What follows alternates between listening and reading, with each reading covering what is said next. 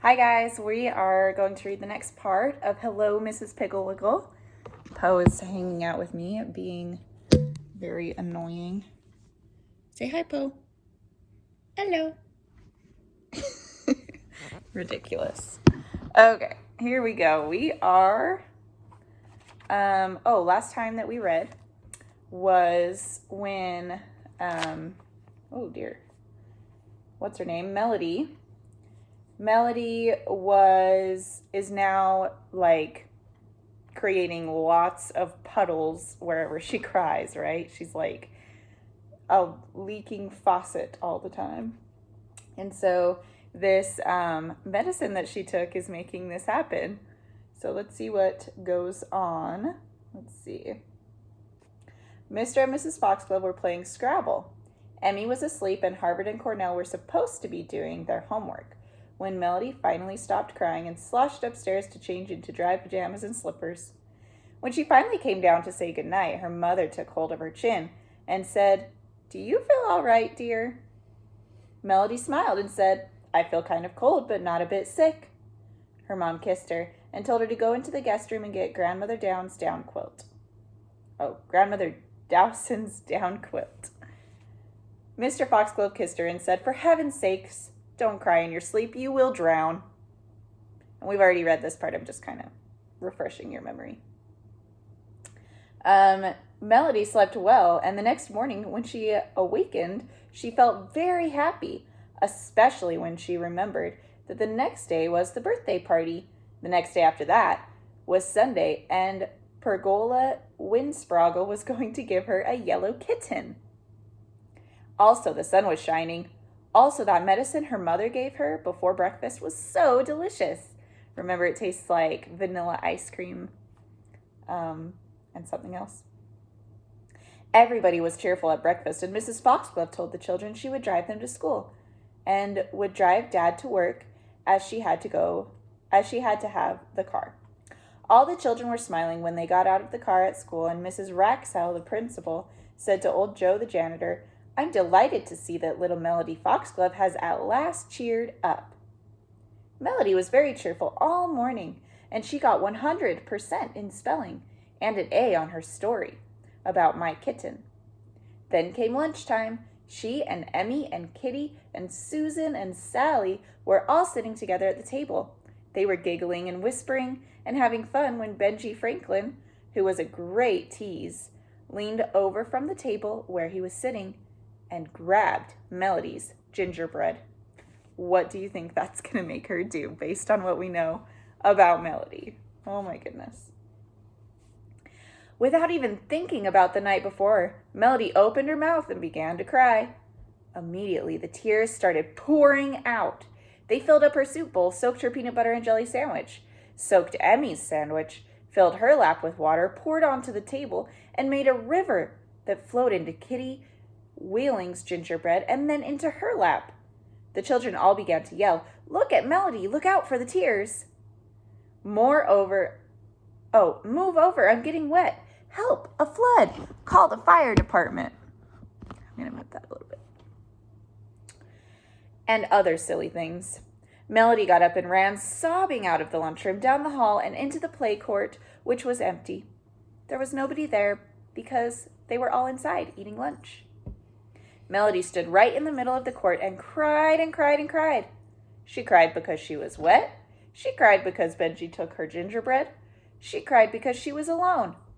Mostly she cried because it was her habit to open her mouth and bellow when any tiny thing did not suit her just right. Poe is being so funny. Hi, buddy. Well, she cried and cried and cried, and pretty soon the whole courtyard was flooded and the water was past her ankles. She didn't care. She hated everybody and everything in the whole world. She cried and cried and cried. Pretty soon the water was clear up to her waist. Lunchtime was almost over, and little Emmy was up in the schoolyard, which was much higher than the play court, calling down to her, "Smile, Melody, smile quick or you'll be drowned." Melody sobbed, "I can't smile, I'm too sad." Gallons and gallons more tears rushed out. You guys, look what is happening. Here's Melody. All her tears. There's Emmy, her sister. Melody, quick, look what I brought you. Did you see in the picture? She's got the kitten right there. Melody looked, and Pergola was holding up a darling little orange kitten. A kitten! A little kitten of my very own, Melody said, and she stopped crying and smiled. The tears stopped. Slowly she made her way across the play court. Once she tripped and had to swim, doggy paddling until she got there. When she finally got out, Pergola showed her the kitten, which she couldn't hold because she was too wet. It was adorable, with long soft hair and big round blue eyes. Oh, Pergola, thank you, it's adorable. Mrs. Rexall said, Here, I'll carry it for you, Melody. Now come with me to the teacher's room. I'll dry you off, and old Joe can dry your clothes down by the furnace. The rest of you children can skip along to class. After she had taken off her wet clothes, Mrs. Rexall dried her off with a towel and wrapped her in a blanket. Then she handed her the kitten and told her to lie there on the couch until her clothes were all dry. The kitten curled up inside Melody's arm, and the blanket was soft and warm, and pretty soon they were both asleep. She woke up when Mrs. Rexall came in with her clothes all wrinkly but dry, and then there was Mommy to drive the children home, and school was over. That night when Melody kissed her Mommy and Daddy good night, she said, I'm never going to cry again, no matter what happens. Not ever. And she never did. And at Trent and Tansy's Popsicle's birthday party, Melody and Betsy Wilt were in the Ferris wheel, and something happened to the motor. The Ferris wheel stopped and wouldn't start, and they were right at the very top. Both the little girls were awfully scared. But when Betsy began to cry, Melody said, Crying never helped anything, Betsy. As long as we're up so high, let's see if we can see our houses. Look, way over there, past the sawmill chimney and right up behind the school. Isn't that your house? Betsy wiped her eyes on her sleeve and looked where Melody was pointing. Sure enough, it did look like her house. Then she noticed that she could see Little Willow Lake. Then she saw the building where her father worked. Then they both thought they saw Melody's house.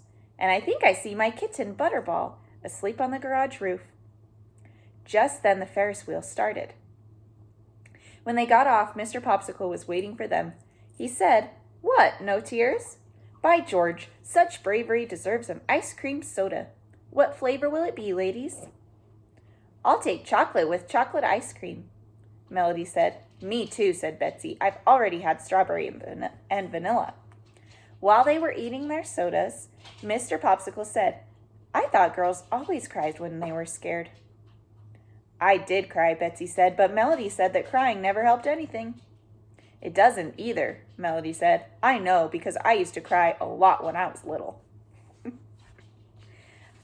All right, Chapter 3, The Bully. We're going to read about a bully next. So this book is kind of